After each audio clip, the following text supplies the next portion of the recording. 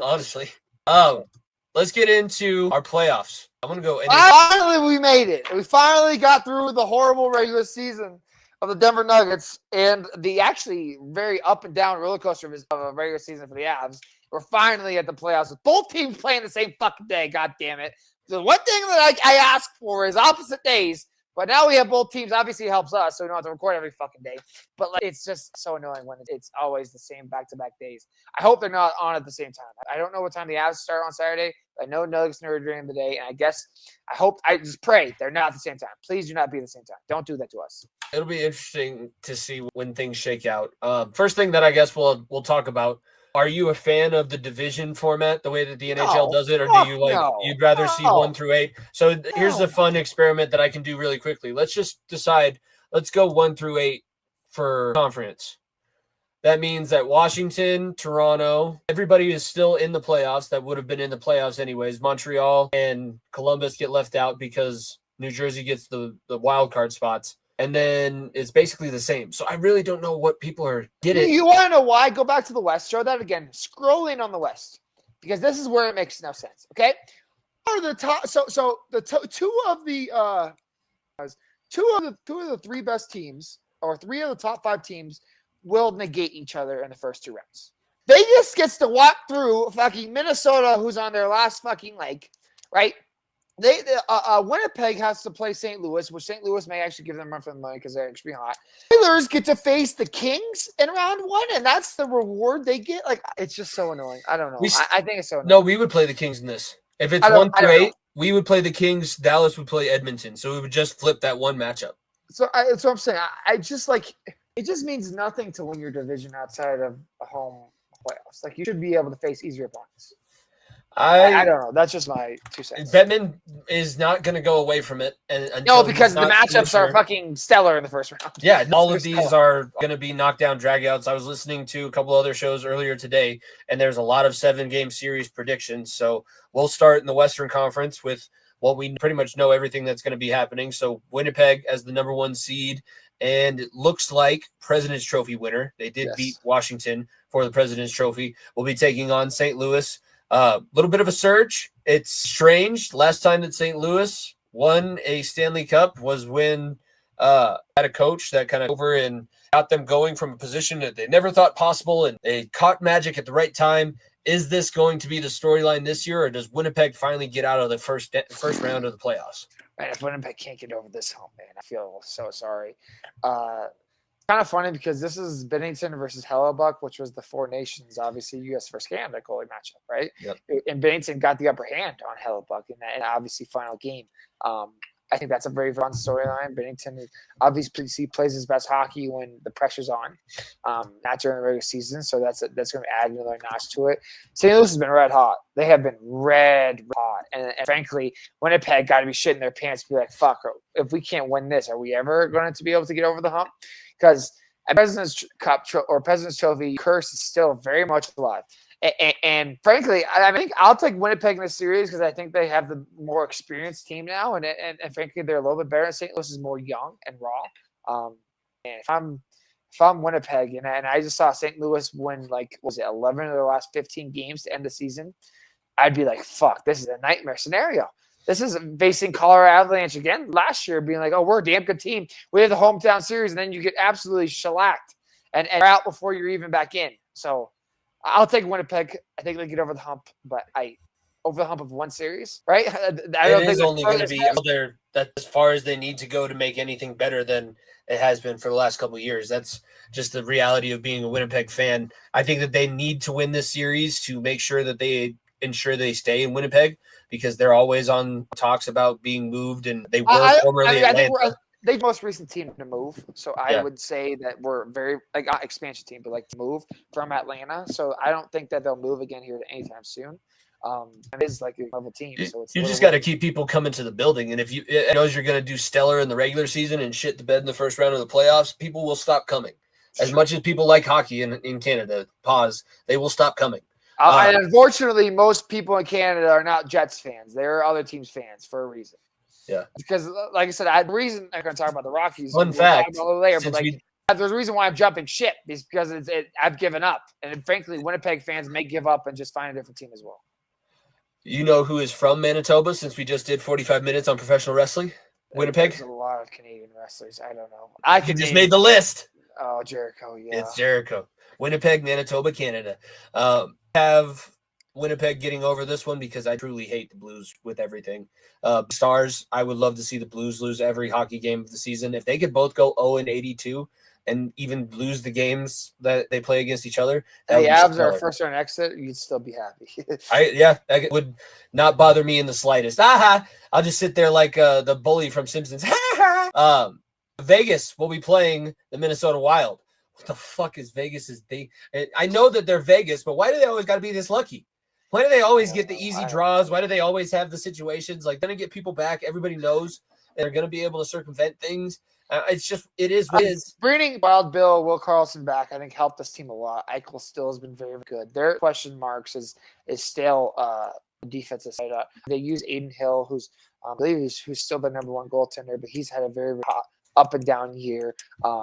It's a swan song for Marc-Andre Fleury, which just sucks because he got to go in his last game more than likely the other night and win in overtime, which is fun.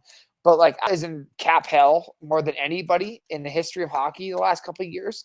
And frankly, it's a fucking miracle that they made it to the playoffs with as much shit that they've had to deal with.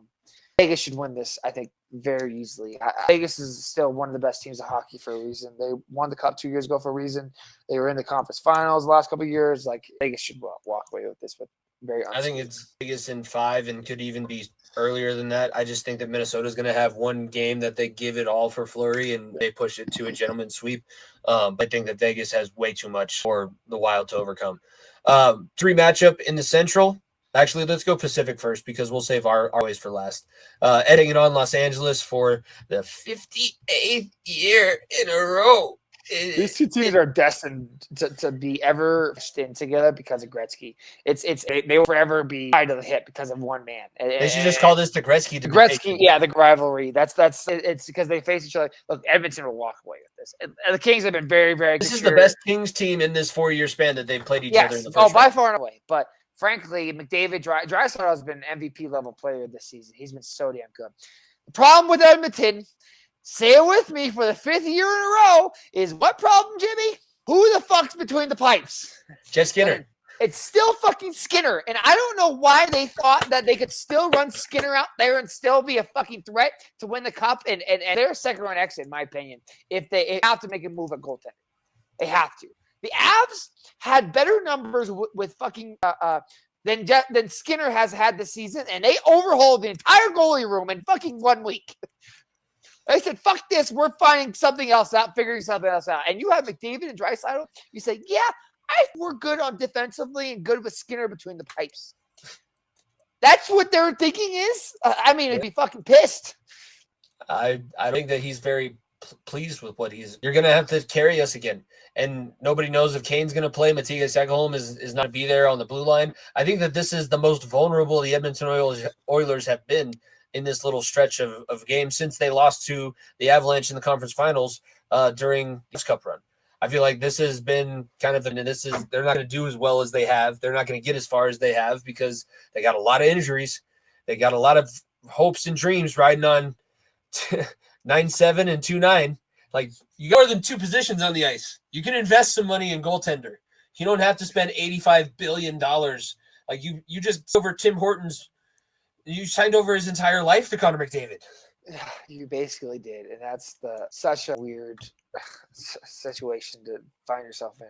If I was, like I said, of all time, we're all sitting there being like, why am I not winning cups? Why is that not happening? Why Sakic was he so good for so long? And the Avs would never get over the hump. Why was Forsberg not able to get over the hump? Why was the Devil's door before he got there not able to get over the hump? It's because of goaltending. If you don't have a goaltender that is consistently playing good hockey, you're not winning the cup.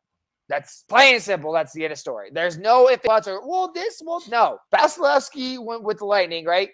Kemper with us. Hill is with Vegas. Last year with like, if you have the hottest goalie, you will make it far in the playoffs. If you are playing Russian roulette with fucking finding out who will be in net and if we can trust the guy in net, and not have an oh shit feeling every time there's puck shit on net, then you're in trouble. That's all I'll say. Because as a hockey fan in the playoffs, seeing every shot that goes at the net, be like, please don't go in, please don't go in. And having that feeling is a sickening feeling, and a feeling that you'll have a short run in the playoffs then. I think about the last 2 seasons with Forgiev. That was just, I hated it. Time that the puck. Don't shoot, please, for the love of God, stop shooting. Please block the shot. Manson, you get back there and you play goaltender. I don't want him back there. Our 2 matchup in the Central is the same as the second round matchup that we had last year with Dallas. The Stars will be the home team. This one will be very emotionally charged for a lot of reasons. None of the least to, I guess, like just putting it out there, elephant in the room. Niko Rantanen, Stanley Cup champion with the Colorado Avalanche, will be playing in the Dallas Stars sweater.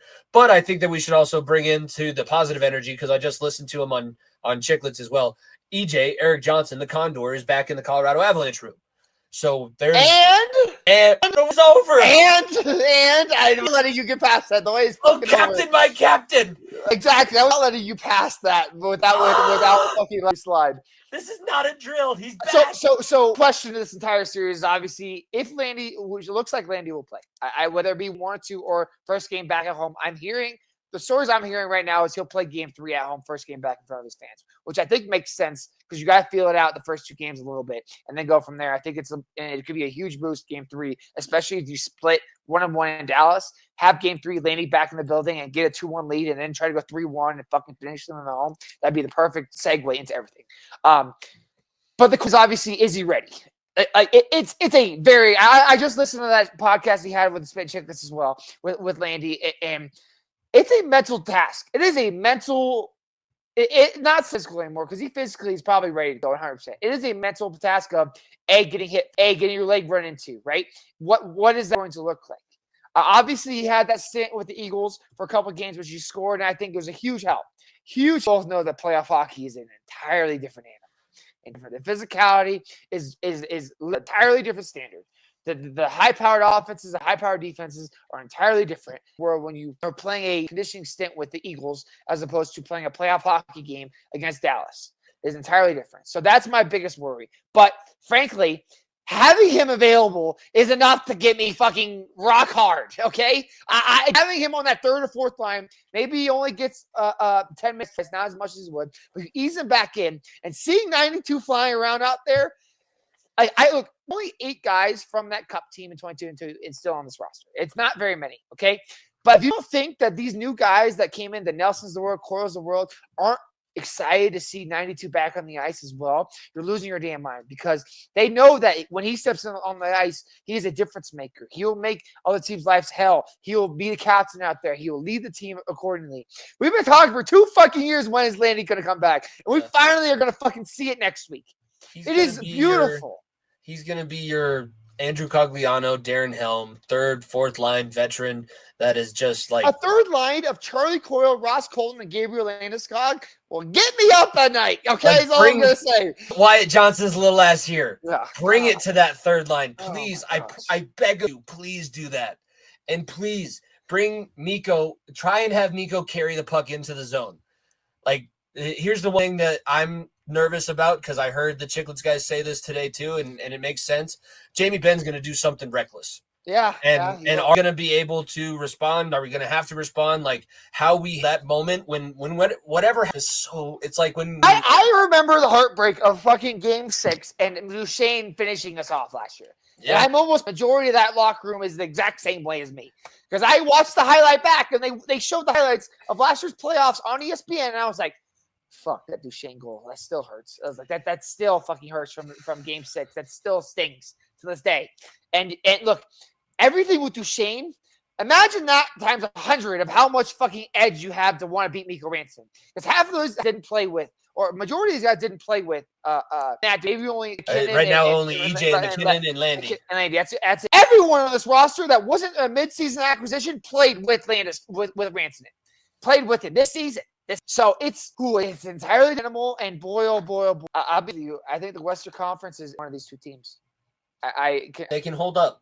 And I think it's going to be Dallas or Colorado in the Cup final. And frankly, and the series is going to be one of the toughest ones because you go into that second round. If the Avs play Winnipeg, I think we roll over them very easily. If we play fucking Vegas is limping in the playoffs. That will be a tough series. If Edmonton is somehow able to get past the Kings, I think we can go past the Kings. This is the toughest series you will have until you get to the Cup final, I think, in my opinion. And it's great that it's happening in round one because we're going to find out real quick whether this team can lift the cup again or not. I think that it's a different scenario than we were talking about last year, too. And I want to give him a shout out because I appreciated him coming on short notice, but sarcastic remarks we had done. And I felt confident last season, but there was also there's still question marks like Val and that team did not have the depth of this roster. Not even close. And even having Mikko scoring, I think, 100 points and McKinnon, or no, Mikko had 60 goals and McKinnon had 100 points. Like that team, I had very little confidence. It was a two-man head start. That's what it was. It was a two-man head start. And now you got McKinnon, Nelson, Coyle, Landy, possibly, Colton, Lecky. Hold on. Not going with me. Down the shoe skin. You'll have all those guys. Hey, if he gets out of hand, you know where you're sending him. You're bunkering with EJ. You're rooming with EJ or you're rooming with Landy. No fucking options. I don't give a shit if you don't want to listen to him talk about horses. You're listening to him talk about horses. Exactly. You're sitting there and you'll stay up till fucking midnight with him talking about horses and watching fucking puppy documentaries and you will fucking like it. No blow. No. Women for that matter. Women, we can legs. Eastern Conference, the top seed. So I have matchups here. I can give you the matchups, and I think the funnest matchup is the Battle of Florida right off the rip. It's Tampa versus Florida. It's red hot Vasilevsky. It's Vasilevsky. It's fucking Brad Marchand. Yes, Brad Marchand and the Florida Panthers playing the Tampa Bay Lightning. I never thought I'd ever say that. I don't think Boston fans ever thought I'd say that either.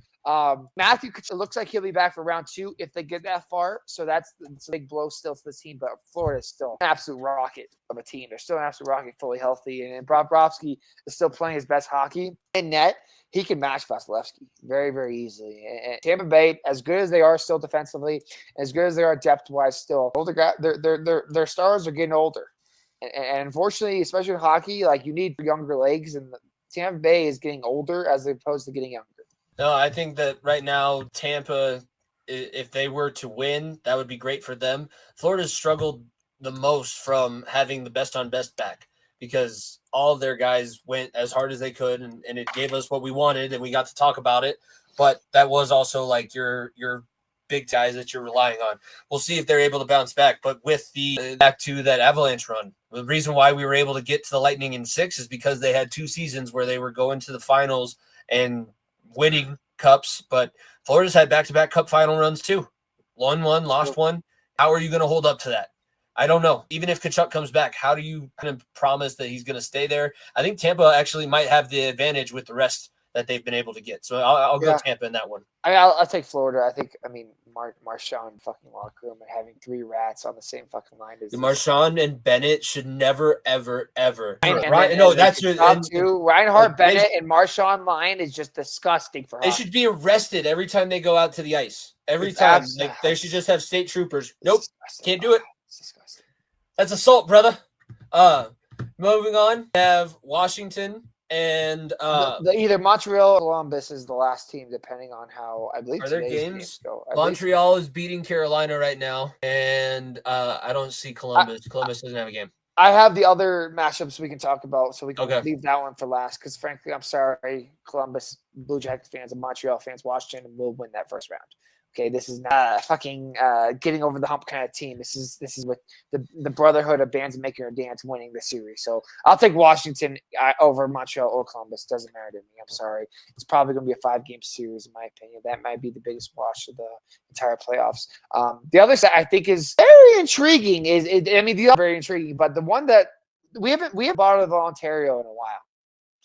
We have not had the Battle of Ontario in a while. We get the Ottawa Senators back in the playoffs with Brady Tkachuk playing Toronto, playing fucking Maple Leafs, and boy, you don't think that Ottawa's ready for you're out of your damn mind, and they would love nothing more than to beat Maple Leafs, nothing more. And Toronto, this is a make or break year. You either are fucking on a run to the Cup final or everything's getting broken up. Because let's not around the bush here. Mitch Marner, they had the Toronto Maple Leafs had a deal in place with the Carolina Hurricanes to send Mikko Rantanen to the Toronto Maple Leafs. That is a fact. You want to know why it didn't go through? Because Mitch Marner had a no trade clause and said, "Fuck you, I'm not going to Carolina." That's the only reason why it didn't go through. And guess what? Mitch Marner is going to get paid this offseason. Paid. And you have to hope that Nylander and Austin Matthews can lead you, because this is the last time these core three will ever have a playoff run together. If you don't even make it to the conference finals, woo, baby, there's going to be a lot of tough decisions going on. You might need to reboot everything and just say, fuck it, we're going to start over from scratch again. Because if you lose to Ottawa in the first round, especially a team that hasn't been in playoffs in 10 years, 15 years, it's My prediction is that Canada is going to go from 4 teams possibly breaking the curse to only 2 after the first round. And I think it's going to be no, I actually picked you had Winnipeg at Edmonton. Oh yeah, the Kings. Yeah.